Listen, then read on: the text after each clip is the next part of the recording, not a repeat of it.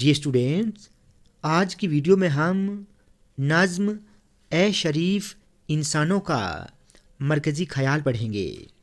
Students याद रहे, उर्दू के पेपर में आपको ये मरकज़ी ख़याल 40 से 50 अल्फाज तक लिखना है।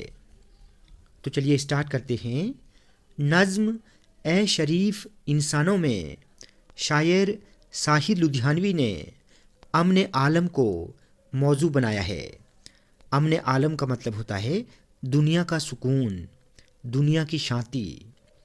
शायर कहना चाहते हैं कि दुनिया में कहीं भी जंग हो, इससे तबाही व बर्बादी ही होती है।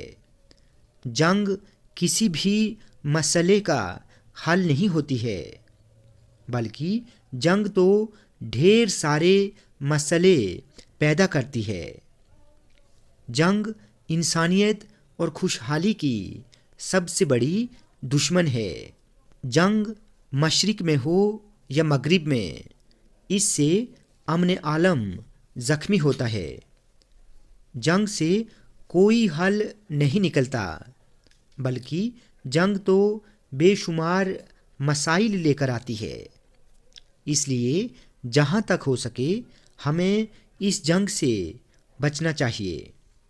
तो स्टूडेंट्स, आज की वीडियो में हमने नज़्म ए शरीफ इंसानों का मरकज़ी ख़याल पढ़ा। स्टूडेंट्स, वीडियो आपको अच्छी लगी हो तो आप प्लीज़ इस वीडियो को लाइक और शेयर करें और चैनल को सब्सक्राइब करना ना भूलें।